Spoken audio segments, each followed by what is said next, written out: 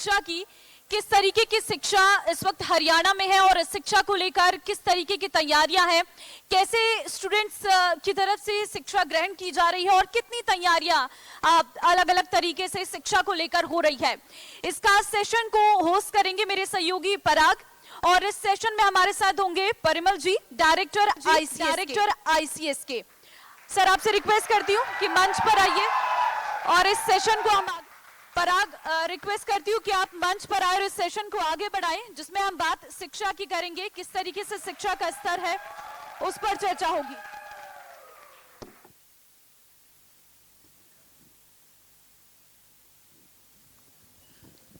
शुक्रिया ममता।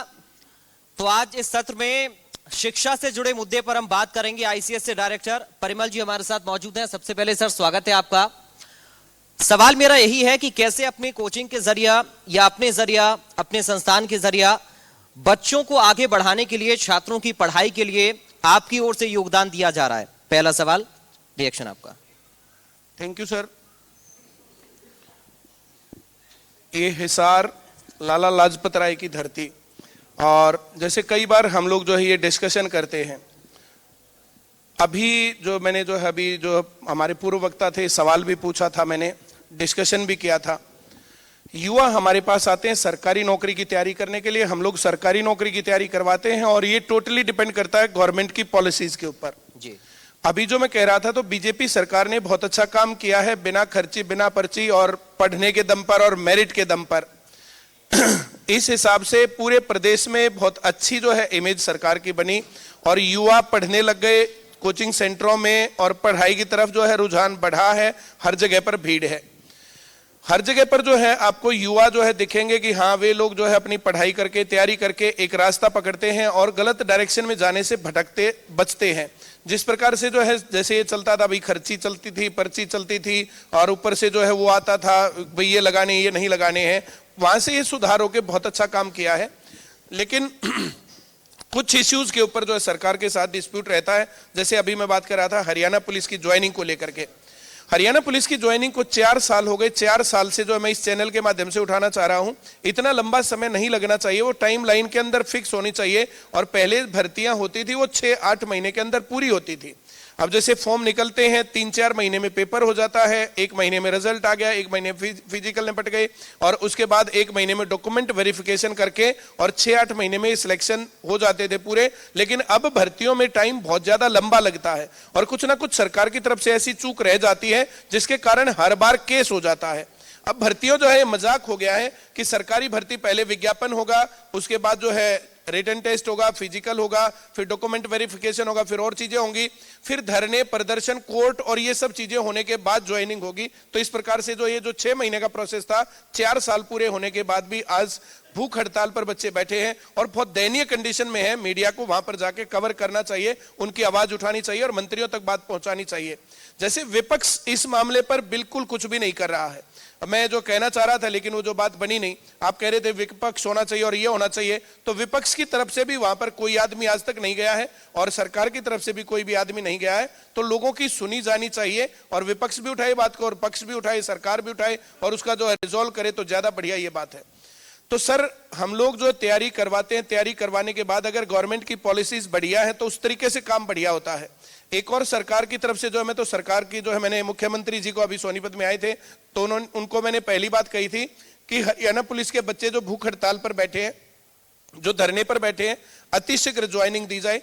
दूसरे इश्यू के ऊपर कहा था कि जो ये ज्वाइनिंग है ये टाइमलाइन के अंदर होनी चाहिए। ऐसा नहीं है कि पद खाली पड़े कई लाख और बच्चे भी जो बेरोजगार बैठे हैं, लेकिन वो भर्ती प्रक्रिया पूरी होने ना के कारण दिक्कत में है। तो ये काम जो है होना चाहिए कि वो टाइमलाइन के अंदर भर्तियां पूरी होनी चाहिए। सीईटी के ऊपर भी बच्चों का जो है मामला है, सीईटी को चाहते हैं बच्चे की क्वालिफाइंग नेचर का होना चाहिए। जैसे एचटेट है, सीटेट है, वो क्वालिफाइंग नेचर के हैं, लेकिन सीईटी क्वालिफाइंग नेचर का नहीं बनाया। उसमें कह रहे हैं कि जितनी वैकेंसी होंगी उसमें ऊपर के टॉप 4 गुना लोगों को बुला करके और भर्तियां करेंगे। उसमें टेक्निकल लोचा है, जैसे बहुत सारे बच्चों का बहुत सारी जगहों पर सिलेक्शन हो जाएगा तो फिर कुछ सीट खाली रह जाएंगी और बाकी लोगों को मौका नहीं मिलेगा, ये गड़बड़ की बात है। लेकिन दिक्कत आपको लगती कहां पर है कि आप कह रहे हैं कि सरकार कोशिश तो कर रही है, फिर आपने अभी थोड़ी देर पहले कहा कि जो चीजें लाई जाती हैं, योजनाएं लाई जाती हैं, वो बेहतर तो होती हैं, लेकिन फिर रुकावट आखिर कहां पर आ रही है? सर इसमें दो बातें मैं कहना चाहूंगा।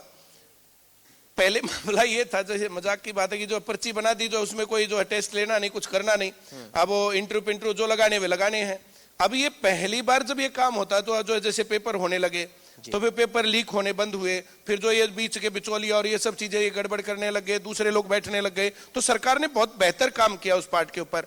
जितनी आवाज आज तक हमने उठाई है सारी सरकार ने मानी है, पर अब की बार पता नहीं क्यों नहीं मान रहे, इतना डिले क्यों कर रही है। भी बंद हो गई है। बिल्कुल खर्ची पर्ची बंद हो गई, फेयर सिलेक्शन हो गए, सभी बच्चे सही तरीके से पढ़ के लगते हैं। एक लड़का अभी मैं देख रहा था, सौरभ है, पहले अटेम्प्ट में उसका हरियाणा पुलिस में सिलेक्शन हो गया।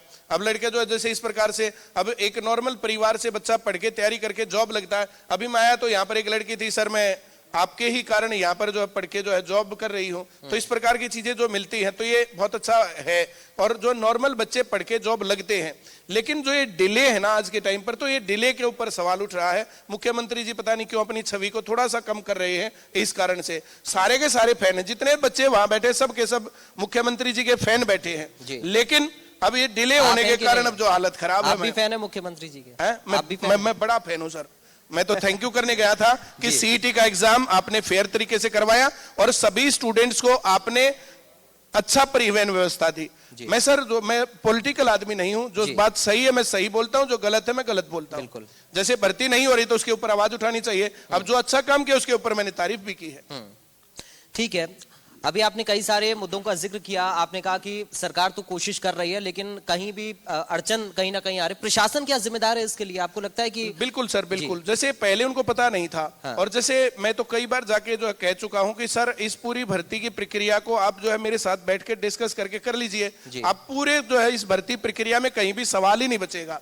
हम लोग जो है रोज जो है 12-15 साल हो गए पढ़ाते हुए, वैसे तो जो 25 साल हो गए, 12-15 साल से तो जो आईसीएस चल रहा है और 100% गारंटी रही है। और अब तो जो है जैसे जो भी बच्चे आते हैं इतने बच्चे होते हैं कि सिलेक्शन सिलेक्शन सिलेक्शन, हर रोज के 10-5-20 बच्चे आते ही रहते हैं, कितने सिलेक्शन हो रहे हैं। तो ये सब चीजें हो रही हैं। लेकिन जैसे अब हरियाणा पुलिस का मामला ये डिले का है, तो इस कारण से पता नहीं क्यों विरोध करवा रहे हैं। मैं समझ नहीं पा रहा हूं इसका कारण। आपने कहा कि सिलेक्शन हो रहा है आईसीएस से जो बच्चे पढ़ रहे हैं, अगर सिलेक्शन हो रहा है तो यानी अगर दिक्कतें आ रही हैं तो वो कम है, ज्यादा दिक्कतें नहीं है। सर डिले की दिक्कत बता रहा हूं मैं, सिलेक्शन की नहीं है। अब सीईटी का एग्जाम बिल्कुल फेयर तरीके से हुआ, कहीं पर भी लीक होने की खबर नहीं है, कहीं पर भी कोई दूसरे कैंडिडेट बैठने की खबर नहीं है। तो ये बहुत अच्छा है और पढ़ने लिखने वाले बच्चे अब आगे आएंगे।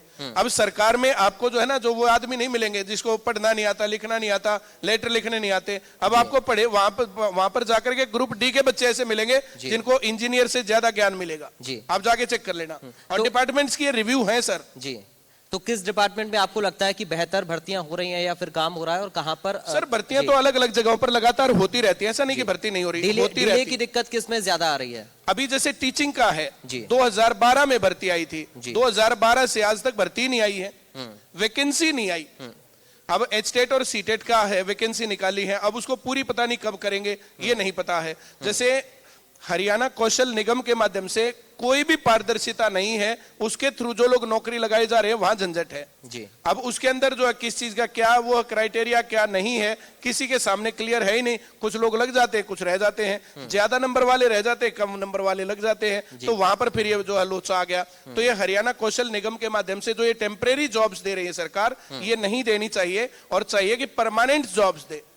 और लोग जो है फिर जो है ज्यादा अच्छे तरीके से, अब जो आदमी ठेके पर लगा हुआ है वो जिम्मेदारी से काम क्यों करेगा? वो सोचता 15,000 रुपए यहाँ मिलते हैं, अगर मैं यहाँ से हटा देंगे तो 15,000 की कहीं और भी मिल जाएगी। लेकिन गवर्नमेंट जॉब खोने का डर तो हरियाणा कौशल निगम आपके हिसाब से नहीं होना चाहिए? हाँ जी बिल्कुल, ये जो टेम्परेरी भर्तियां ये नहीं होनी चाहिए। और 1 लाख के आसपास जो पीछे बता रहे थे मुख्यमंत्री जी कि हमने लोगों को रोजगार दिया है, तो 1 लाख ठेके पर रोजगार दिए, परमानेंट थोड़े दिए हैं। सरकार का काम परमानेंट रोजगार देने का होना चाहिए। ठेके पर तो जाकर के जो सड़क के किनारे जाके मिट्टी भी डाल लेंगे। लेकिन सबको तो सरकारी नौकरी नहीं दे सकते हैं। हाँ जी, मेरा सवाल है, सबको तो सरकारी नौकरी नहीं दे सकते हैं।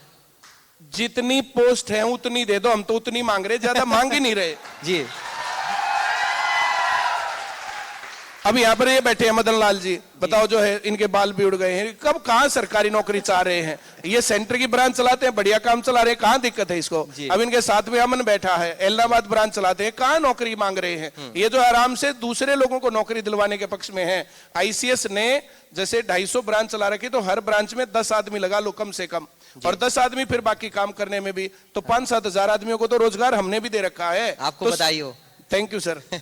तो जो है मैं ये कह रहा हूं, जो ये इस प्रकार से जो है तैयारी करके बच्चे जो लगते हैं, जो परमानेंट जॉब पर लगते हैं, वे ज्यादा जिम्मेदार आदमी होते हैं और बढ़िया काम जी, करते हैं। परिमल जी, ये चूंकि आपने बड़ा अच्छा इशू उठाया, जो कौशल निगम की आप बात कर रहे थे, रोजगार, तो इसका समाधान कैसे हो सकता है? आप सजेशन आपका क्या रहेगा? सजेशन मेरा ये है कि इस कौशल जो ये हरियाणा कौशल निगम है, तो इस हरियाणा कौशल निगम को ज्यादा से ज्यादा उसमें जो है बाई चांस लगाने पड़ रहे हैं, तो 2 महीने 4 महीने का टाइम देना चाहिए भाई, इतने दिन की नौकरी है, उसके बाद अपनी तैयारी करो, परमानेंट जॉब लगो, और परमानेंट जॉब देनी चाहिए। अब जो टेम्परेरी के दम पर जो है वो मामला सही बनता नहीं है, और उनका हरेसमेंट भी होता है वहां पर, भाई तू ठीक ठाक काम करता हो तो कर ले, ऐसे करता हो तो कर ले, तो उस हरेसमेंट में, जैसे प्राइवेट जॉब्स में हरेसमेंट होता है, उससे ज्यादा लेवल का हरेसमेंट वहां पर होता है, कम सैलरी मिलती है, और बच्चे जो है फिर दुखी ज्यादा रहते हैं उसमें, और कहीं कुछ है ही नहीं तो क्या करें, वहां जाना पड़ता है। कई सारी योजनाएं सरकार चला रही है बच्चों के लिए, छात्रों के लिए, आपको लगता है सभी बेहतर हैं या किसी में कुछ कमी आपको नजर आती है? सर सबसे पहली चीज तो है ना, जैसे सीईटी का एग्जाम बिना नकल करवा दिया, बिना पेपर लीक कर करवा दिया, तो बोर्ड एग्जाम इनको चाहिए इस प्रकार से करवाएं कि जिसमें नकल ना हो। पहली चीज, अगर नकल मार मार के बच्चे पास हो रहे हैं और डिग्रियां ले रहे हैं, और पर्चियों से जो है नकल मार के जो है वो मामला बन रहा है, तो एजुकेशन से अच्छा नागरिक नहीं बनेगा। बिल्कुल एक गड़बड़ है। दूसरी गड़बड़ ये कहता हूं सर मैं, जैसे स्कूली एजुकेशन के ऊपर हम लोग काम कर रहे हैं और लगातार बच्चों के बीच में काम कर रहे हैं, बड़ी दिक्कत क्या है, जितने भी लोग यहां पर बैठे हैं सभी लोग इस बात का समर्थन जरूर करें कि बच्चा सुबह 8 बजे स्कूल में जाता है और 3 बजे तक रहता है, 6-7 घंटे स्कूल में, 6-7 घंटे के बाद 3-4 घंटे वो ट्यूशन पर जाता है, और 3-4 घंटे ट्यूशन के बाद फिर उसको कभी ट्यूशन का होमवर्क, कभी स्कूल का होमवर्क, कभी घर वाले को जो है ट्यूशन के टीचर से शिकायत मिलती है, कभी स्कूल के टीचर से। बच्चा 12-15 घंटे पढ़ने के बाद भी पूरा काम नहीं कर पा रहा है, 24 घंटे डिप्रेशन में है। ये सवाल मैं नहीं उठा रहा हूं, पिछले 20 साल से पूरे देश में अलग अलग एजुकेशनिस्ट ने बहुत बड़े पैमाने पर उठाया है, और ये बहुत बड़ी दिक्कत है। और लगातार धीरे धीरे जो ये जैसे 11वीं 12वीं में ट्रेंड आ रहा है कि नॉन अटेंडिंग का कंसेप्ट आता जा रहा है, नॉन अटेंडिंग के चक्कर में उनको स्कूलों के हाड़े खाने पड़ते हैं, 50-40 हजार रुपए से लाख रुपए तक का खर्चा करना पड़ता है, और उसके बाद दिक्कत होती है। मैं तो जैसे न्यू एजुकेशन पॉलिसी में सरकार से डिमांड करता हूं कि आज के टाइम पर एक बहुत बड़ी समस्या ये है कि बच्चों को स्कूल इसलिए जाना पड़ता है कि उसके बिना कोई डिग्री का मामला नहीं है, और 50-40 हजार रुपए से 1 लाख रुपए तक बच्चों को इसलिए खर्च करना पड़ता है, सिर्फ स्कूल से एजुकेशन नहीं लेके आते। जो इस प्रकार के मीम्स बनते हैं, उन मीम्स में जो ये चलता है कि भाई आप स्कूल से ड्रेस खरीदेंगे, आप स्कूल से किताबें खरीदेंगे, बैग खरीदेंगे, शूज खरीदेंगे, जुराब खरीदेंगे, पेन पेंसिल स्टेशनरी खरीदेंगे, मतलब पढ़ाई ट्यूशन पर करवा लियो। तो जो ये सीन है ना कि सब कुछ स्कूल से पढ़ाई ट्यूशन पर, तो ये झंझट है। इस प्रकार के स्कूलों में एडमिशन की बाध्यता खत्म होनी चाहिए, और ऐसा प्रोविजन देना चाहिए कि जो बच्चा स्कूल में जाना चाहे जाए, और जो स्कूल में ना जाना चाहे तो उनको नॉन अटेंडिंग के नाम पर बिना बात का अननेसेसरी का हरेसमेंट बंद होना चाहिए। नॉन अटेंडिंग का कंसेप्ट खत्म हो जाए। भाई जिसको डायरेक्ट करना है, मैं तो ये कहता हूं जैसे जो है ये एक बच्चा है, उसने एनसीईआरटी के 10वीं का पेपर दिया, आपने दिया, मैंने दिया, आपके भी 60%, मेरे भी 60%, मेरे पर गवर्नमेंट स्कूल लिखा हुआ है और आपके ऊपर कन्वेंट स्कूल लिखा हुआ है, तो अननेसेसरी बराबर नंबर होने के बावजूद भी मेरी तरफ जो है हीन दृष्टि से देखते हैं लोग। मैं एक एग्जाम्पल बताता हूं आपको। मेरी साली थी, वो गवर्नमेंट स्कूल से पढ़ी थी, और जेबीटी करने के बाद कॉन्वेंट स्कूल में गई जॉब लगने के लिए, तो वहां पर उसके साथ उसने जो है बोला, यू गवर्नमेंट स्कूलियन came here for interview and wants selection also। तो उस हे दृष्टि से उसको देखा। अब अपनी इंप्रूवमेंट ये होती है सर, 20 साल की उनकी जॉब के बाद उसी स्कूल में उनको चीफ गेस्ट बुलाया गया था, पर मैं तो उस एजुकेशन की, उस स्कूल के नाम के कारण जो गड़बड़ है उसको बता रहा हूं। जैसे बोर्ड के ऊपर ये होना चाहिए, भाई हरियाणा बोर्ड है, 10वीं का पेपर है, स्कूल में जाए चाहे ना जाए, प्राइवेट में जाए, कॉन्वेंट में जाए, गवर्नमेंट पे पढ़े, ट्यूशन पे पढ़े, अपने घर पढ़े, जो बच्चा उस एज को अटेन कर चुका है तो वो अपने बोर्ड के थ्रू पेपर दे और बराबर रहे मामला, कहीं पर स्कूल का नाम और बाकी चीजों का नाम ही ना रहे, इक्वल नाम रहेगा तो फिर कोई झंझट ही नहीं है। तो आपको दून स्कूल या फलाना स्कूल और ये स्कूल जो ये टैग मिलता है, अब लाखों रुपए खर्च करके आप पढ़ रहे हो और वैसे पढ़ रहे हो, तो में जो डिफरेंस है तो इस डिफरेंस को सरकार को अपने लेवल पर बराबर करना चाहिए। ये मेरी डिमांड सरकार से मुख्य तौर पर स्कूली शिक्षा के लेवल पर है। आपने जो बातें कही हैं उससे ये तो साबित होता है कि जो मेहनत से पढ़ता है उसका कद खूब बढ़ता है। जी, सवाल मेरा अब ये है, चूंकि आपने स्कूली बैग का मुद्दा उठाया, ड्रेस का मुद्दा उठाया, किताबें की स्कूल से खरीदनी है, पढ़ाई ट्यूशन में, तो समय समय पर ये मुद्दा भी उठता रहता है कि अगर आप किताबें खरीदना चाहते हैं तो स्कूल से लेनी पड़ेंगी, बाहर आपको नहीं मिलेंगी। इसमें कैसे बदलाव हम कर सकते हैं? सर मैं तो ये कहता हूं ना, जैसे आप सरकार की तरफ से ये कंपल्शन खत्म होना चाहिए, इस प्रकार का जैसे प्रावधान सीबीएसई का दिल्ली में है और बराबर डिग्री मिलती है जी। मैं तो कहता हूं डिग्री पर से स्कूल का नाम हटना चाहिए। भाई हरियाणा बोर्ड है, सीबीएसई बोर्ड है, और दूसरा उसका स्कूल में जाने का कंपल्शन खत्म होना चाहिए। अब बच्चा जहां जाए जहां पढ़े तो उसके ऊपर फिर ये गुंडागर्दी खत्म हो जाती है, फिर ये मामला सेट हो जाता है। तो ये मैं चाहता हूं कि इस प्रकार की चीजें अगर होती है तो बढ़िया रहेगा। जैसे कोई आदमी किसी को पकड़ के घर से नहीं लाता, लेकिन आपके पास कोई ऑप्शन नहीं है तो फिर आपको जाके जो है अननेसेसरी प्रेशर में जाना पड़ता है। अगर ये फ्रीडम रहेगी और जैसा बच्चा चाहे जहां चाहे वहां पढ़े, जैसे पढ़े, जिस प्रकार से भी पढ़े। अब जो है सरकार जो है न्यू एजुकेशन पॉलिसी में बहुत सारी छूट दे रही है, ये छूट भी दी जानी चाहिए, उससे इस प्रकार की बातें उठनी बंद हो जाएंगी और फिर बच्चा जिस प्रकार से भी स्कूल में जाना चाहे स्कूल में जाए, अपने घर पे पढ़ना चाहिए घर पे पढ़े, ट्यूशन पे जाके पढ़ना चाहिए ट्यूशन पे पढ़े। उससे ये कंपल्सन जिस दिन खत्म हो जाएगा तो उस दिन एजुकेशन की क्वालिटी आप देखना कई गुना ज्यादा बढ़ जाएगी। आईसीएस में कोई भी छात्र क्यों पढ़े?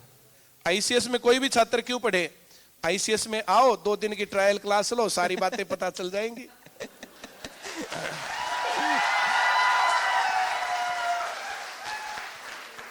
यहां पर बैठ के मेरे लिए कहना बहुत आसान है कि हम बहुत अच्छा पढ़ाते हैं जी। तो घड़ी डिटर्जेंट का जो केक है वो जो है वो है ना साबुन, वो मुझे अच्छा लगता है, पहले इस्तेमाल करो फिर विश्वास करो। तो 2 दिन पढ़ के देखने के बाद फिर अच्छा लगता है। हाँ भाई बच्चों, जो पढ़ाई अच्छी है, ये पढ़ने वाले बच्चे हैं। मैं मन की बात दूरदर्शन पर नहीं करता, सामने करता हूं। इन बच्चों से पूछो अगर कोई दिक्कत है तो, और हम इनको पढ़ा के नहीं लाए कि ये सवाल जो है इस प्रकार से मैं तैयार भी करके नहीं लाता हूं कि मैं ऐसा डिस्कशन में बोलूंगा। एक रैंडम बातें चलती हैं और रैंडम बातें आने के बाद फिर उस प्रकार से डिस्कशन होता है, वो मामला सही रहता है। तो इन बच्चों के साथ आप जो है इनके चेहरों पर, जब मैंने ये बातें पूछी है तो इनके चेहरों को आप चेक कर लो, बेशक चश्मा नीचे करके देख लो, हंस रहे हैं सारे के सारे और खुश है। तो जो लोग हमारे, अगर इसको बिजनेस की भाषा में कस्टमर कहें और वे खुश हैं तो फिर और क्या चाहिए। अच्छा, ऐसा तो संभव नहीं हो पाता हो कि आप बहुत जल्दी जल्दी सभी बच्चों की क्लासेस ले पाए, तो आपके यहाँ जो टीचर्स हैं? अरे नहीं, ये टेक्नोलॉजी ने पॉसिबल कर दिया। अब एजुकेशन जो है ना उस प्रकार की एजुकेशन नहीं है कि जैसे गुरु द्रोणाचार्य जी बैठे हैं और 2-4 चेलों को पढ़ा रहे हैं, ऐसा नहीं है। अब हम कहीं पढ़ाते हैं, जैसे ये कैमरे जो है कैप्चर करके इसके पूरे देश भर में इसको जो हमें दिखा रहे हैं, रूबरू आपसे होने का मौका मिलता है। हाँ, आमने सामने ऐसे रहता है। अच्छा, टीचर्स को आप लोग क्या कैसे ट्रेन करते हैं अपनी कोचिंग के लिए? टीचर्स मैं पढ़ाता हूँ जी। जैसे जिस दिन आप लोगों का मैं बहुत धन्यवाद करता हूं कि मुझे अपनी बातें बिना किसी भी प्रेशर के कहने का मौका देते हैं। बहुत सारे चैनल वाले बोलते हैं अगर ऐसा बोलोगे तो हम बिठाएंगे नहीं, मैं फिर उनसे बात ही नहीं करता। सर, इंडिया न्यूज़ हरियाणा है, ये बेबाक बात करता है। जी, इसलिए मैं बहुत धन्यवाद कर रहा हूं। और जब भी आप लोगों का एक छोटा सा मैसेज भी आता है तो मैं भागा चलाता हूं कि जो है बहुत अच्छे तरीके से बात उठाई जाती है। मीडिया जो एक चौथा स्तंभ कहा जाता है, तो उसके ऊपर जाकर के जो मन में बातें हैं वे बातें बोली जा सकती है। अच्छा लगे किसी को, बुरा लगे, तो ये बातें मैं कर रहा हूं यहाँ पर, और बहुत धन्यवाद है। तो इस प्रकार के कोई प्रोग्राम्स में जाना पड़ गया, कुछ और हो गया तो दूसरी बात है, वरना महीने में आप 4 दिन तो छुट्टी लगा लीजिए, उसके अलावा 4 दिन और मेरे ऐसे काट के 20-22 दिन क्लास रेगुलर लेता हूं। और मैथ पढ़ाने का जिम्मा मेरा है, और मैथ आया नौकरी लगी। जी। अच्छा, आप सरकारी नौकरी के लिए ज्यादा बच्चों को प्रेरित करते हैं या फिर कहते हैं कि खुद ही अपना कोचिंग खोलो? देखो, मैं जो काम करूंगा अपने काम को ही तो प्रमोट करूंगा ना। मैं सरकारी नौकरी लगवाता हूँ जी। सरकारी नौकरी के लिए प्रमोट करता हूँ। हाँ। अभी स्कूली एजुकेशन पर हमने काम किया है और उसके अंदर जो जो खामियां लग रही हैं, जैसे मैंने अभी उठाया, जी इससे पहले मैंने किसी भी चैनल पर इस प्रकार से नहीं उठाया। जी। मैंने पेरेंट्स से पूछा, बच्चों से पूछा, बाकी लोगों से पूछा कि किस प्रकार से जो है क्या करना चाहिए, क्या बदलाव होना चाहिए। तो इसके ऊपर जो है, जैसे अगर ये बदलाव होता तो बहुत सार्थक बदलाव होगा और बच्चों का बहुत टाइम घटेगा। मैंने तो बच्चों को कहा कि भाई 6-7 घंटे स्कूल, 3-4 घंटे ट्यूशन, 3-4 घंटे होमवर्क, अगर ये तुम्हारा 12-15 घंटे का काम हम 4-5 घंटे में कर दे और बाकी टाइम पर तुम्हें खेलने का मौका मिले, अपने आप को एक्सप्लोर करने का मौका मिले, अब वो तो काम बच ही नहीं गया। फिजिकल एक्टिविटी भी जरूरी है, Physical यानी activity- किताबी कीड़ा आप नहीं बनाते हैं? हाँ जी, किताबी कीड़ा नहीं बनाते हैं? हम किताबी कीड़ा नहीं बनाते। किताबी कीड़ा तो हम इनको भी नहीं बना रहे। हम इनको बोलते हैं कि जाकर के दिल्ली घूम के आओ जी। एक आधा बच्चा कहता गुम हो गए तो मैं ज्यादा अच्छा कि गुम हो गए तुम वही मर जाओ। ऐसा जो धरती पर बोझ बना के क्या फायदा है? जो आदमी घूम नहीं सकता, बाहर नहीं जा सकता, वापिस अपने घर नहीं पहुंच सकता है, पेपर देने के लिए 4 आदमी जाएंगे उनके साथ में। मैं तो लड़कियों को भी प्रेरित करता हूं कि तुम लोग अपने आप इंडिपेंडेंटली जाओ और वहां जाकर के जो अपने काम करके देखो, अपने आप जाकर के सारे काम करो। और ये लड़कियां इंडिपेंडेंटली अपने आप, यहाँ पर जो है सेमिनार में भी आई हुई है, मैं हमेशा जो है वो करता हूं कि भाई जिन बच्चों को अपने आप को आगे बढ़ाना है तो उनको इंडिपेंडेंट होना पड़ेगा, अपने दम पर अपने फैसले लेने पड़ेंगे, तब बात ज्यादा अच्छी बनेगी। लड़कियों का आपने जिक्र किया, छात्राओं को लेकर भी सरकार लगातार प्रयास कर रही है, सही दिशा में कदम बढ़ाए जा रहे हैं या फिर कुछ और बदलाव की जरूरत है? आपको क्या लगता है एज एक टीचर होने, बताओ टीचर। देखिए सर, पिछले 10 साल की बात करें, बेटी बचाओ बेटी पढ़ाओ जी उसके ऊपर हमने जो है आगे लगाया, बेटी को सरकारी नौकरी लगवाओ। अब जो ये चीज है बेटी बचाओ बेटी पढ़ाओ, तब और दंगल मूवी आई थी तब से बहुत सार्थक बदलाव हैं लड़कियों की लाइफ में। बहुत सारे लोग अब जो है पढ़ने के लिए अपने घर से बेटियों को भेजते हैं। जो दंगल मूवी का ये डायलॉग था, इसने लड़कियों की जिंदगी बदल दी। हरियाणा में तो कम से कम मारी छोरी के छोरियां तक कम है। तो जो उसके कारण जो ये जो चेंज है, ये बहुत बड़ा चेंज है। जब हमने सेंटर शुरुआत में पढ़ाना चालू किया तो 20% लड़कियां होती थी और 80% लड़के। अब मैं बहुत प्राउड से कह रहा हूं 70% लड़कियां हर ब्रांच में है और 30% लड़के। यानी हरियाणा में छात्राएं अब पढ़ाई के मामले में बहुत आगे जा रही हैं। छात्राएं अब जो है वो जेंडर डिस्क्रिमिनेशन के कारण बहुत कम दिक्कत है, 10% दिक्कत होगी। और लड़कों का पढ़ने का कम कारण है कि बहुत बड़े पैमाने पर पूरे हरियाणा में नशा बहुत ज्यादा फैल रहा है। हर जगह पर आपको नशे का जो शिकार लोग मिल जाएंगे। अब फतेहाबाद है, सिरसा है, हिसार है, ये तो गढ़ बताए जा रहे हैं। और इतना ज्यादा नशा जो है, पीढ़ियां बर्बाद हो रही हैं। तो इन चीजों के ऊपर अगर जो काम किया जाए तो ज्यादा बेहतर है और काम किया जाना चाहिए। जिम्मेदारी आपकी बहुत ज्यादा बढ़ जाती है, क्योंकि नशे का अगर हम जिक्र कर रहे हैं, युवाओं को नशे से हम कैसे दूर रख पाए, आप अपनी कोचिंग में कैसे इस अभियान को और आगे बढ़ा रहे हैं? क्योंकि सरकार प्रशासन तो कोशिश करते ही है, लेकिन एक टीचर की जिम्मेदारी बहुत ज्यादा समाज में होती है। सर, हमारे सेंटर में पढ़ने वाला कोई भी बच्चा आपको नशे की गिरफ्त में नहीं मिलेगा, एक भी बच्चा जी। हर रोज हम बात करते हैं। क्यों भाई बच्चों में बात करता हूं, नशे की नहीं करता? दारू पीनी चाहिए नहीं पीनी चाहिए? सही बताओ। मैंने कहा था पीनी चाहिए, पर 40 साल के बाद। आप पीते हैं? हैं? पीता हूं। चलिए, अन्यथा मत लीजिएगा इस सवाल को, क्योंकि परीक्षा के समय पे बहुत ज्यादा स्ट्रेस माइंड में बच्चों को रहता है। सर बिल्कुल नहीं रहता। भाई परीक्षा के टाइम पर तुम लोगों को स्ट्रेस रहता है? जो कमियां है ना एजुकेशन पे, उसको हमने दूर किया है। अपनी कोचिंग के बाहर के बच्चों को आप संदेश क्या देना चाहेंगे? मैं अपनी कोचिंग के बाहर के बच्चों को संदेश ये देना चाहूंगा, हर एक बच्चे को एक टारगेट बनाना चाहिए कि मुझे ये टारगेट करना है। अपने घर की कंडीशन देखो, अपनी कंडीशन देखो, तुम्हारे पास टाइम कितना है इस बात को देखो। उन बातों को देखने के बाद फिर एक टारगेट बनाओ। टारगेट बना करके अब किसी को जो है भाई ये इतनी बढ़िया यूनिवर्सिटी है, इतना बढ़िया कार्यक्रम यहाँ चल रहा है, एग्रीकल्चर फील्ड में जाना है, तो अच्छा टेस्ट होता है, टेस्ट पास करके यहाँ अपनी डिग्री करो और आगे जॉब पाओ। अब किसी को जो है टेक्निकल उसमें जाना है तो जेजीयू चल रही है, अब किसी को सरकारी नौकरी पाना है तो आईसीएस चल रहा है। तो ऐसे हर चीज के, हर फील्ड में जाने के रास्ते हैं। लोग जाते नहीं है वहां पर, इंतजार करते रहते हैं। कॉलेज में सीट खाली है, यूनिवर्सिटियों में सीट खाली है, कोचिंग सेंटरों में सीट खाली है। बच्चों ने वो रास्ता बदल लिया और नशा अब जो है स्कूली लेवल तक भी पहुंच रहा है। तो हम लोगों तक जो बच्चे पहुंचते हैं ना 12वीं क्लास में, वहां तक तो अधिकतर बच्चे बिगड़ लेते हैं। तो इसलिए हम लोगों ने स्कूली एजुकेशन की शुरुआत की है। बहुत बच्चे बोलते हैं सर आप जो है हमें अगर स्कूल में मिले होते तो बहुत बढ़िया होता। जी। हमने जो है जैसे आपके पास पढ़ के जॉब तो पा ली, लेकिन अगर ये जॉब हमें एक अर्ली एज में मिलती तो ज्यादा बढ़िया होता। जैसे एक तो जॉब मिलती है 35 साल की एज में, एक जॉब मिलती है 25 साल की एज में, और एक जॉब मिलती है 18 साल की एज में। जी। तो 18 से जो 25 का जो टाइम है वो किसी भी आदमी के लिए अपनी ग्रोथ का टाइम है। वो पैसे भी कमा रहा है और सारे काम सही कर रहा है। तो ये जो है एक अर्ली एज पर जब काम होता है तो ज्यादा बेहतर होता है। चलिए आखिर में एक छात्रों और छात्राओं के लिए संदेश में चाहूंगा, और अभी और क्या उम्मीद आपको शासन स्तर से है शिक्षा के क्षेत्र में? शिक्षा के क्षेत्र में सर मैं दो बातें चाहता हूं। जैसे सरकारी नौकरी के क्षेत्र में अब अधिकतर जो है ये हो गया है कि अब लीक नहीं होते पेपर, करप्शन नहीं है भर्तियों में, लेकिन उसको टाइमली पूरा कर दिया जाए तो बहुत बेहतर होगा। ये प्रदेश के युवाओं के लिए भी और सरकार के लिए भी, और हम लोग तो बीच की कड़ी है बातें बताने के लिए। और जो स्कूली एजुकेशन है, तो स्कूली एजुकेशन के अंदर जिस प्रकार से टीचर्स का हाल है, स्कूलों का हाल है, बाकी चीजों का हाल है, अब ज्यादा फीस और कम फीस है, तो उसमें फ्रीडम की जो है गुंजाइश करते हैं कि सरकार फ्री करे और इस प्रकार से डिग्री बराबर दे, चाहे कोई बच्चा स्कूल जाए, चाहे ट्यूशन पढ़े, चाहे जैसे भी पढ़े। ये दो बातें मैं चाहता हूँ। और सभी पेरेंट्स अपने बच्चों का ये ध्यान रखें, वो सही पढ़ रहा है, खुश रहता है, नहीं रहता है। अब पेरेंट्स से अपने बच्चों का ध्यान ही नहीं रखते, अपने जो व्हाट्सएप में लगे लगे रोटी बना के देते थे, तो ये हालत खराब है। अब बच्चा गुमसुम है, खुश है, सही पढ़ता नहीं पढ़ता, उसका चाल चलन सही है नहीं है, पेरेंट्स ध्यान नहीं रखेंगे तो फिर दिक्कत आती है। तो ये चीजें टीचर्स के साथ संपर्क में रह के पेरेंट्स को बहुत ज्यादा ध्यान देना चाहिए। सिर्फ फीस देने से बच्चे बढ़िया नहीं बनेंगे। चलिए अभी इस सत्र में चूंकि समय इतना ही, बहुत शुक्रिया परिमल जी आपका जुड़ने के लिए और छात्र छात्राओं को अपना संदेश देने के लिए। हम भी यही उम्मीद करेंगे कि संदेश को, चूंकि ज्ञान जहां से भी जितना अर्जित हो सके उतना बेहतर होता है। कहते हैं कि ज्ञान से जो मूर्त गढ़ी जाती है वो पूरी दुनिया में पूजी जाती है। इसी के साथ रुकने एक छोटे से ब्रेक के लिए आप बने रहिए।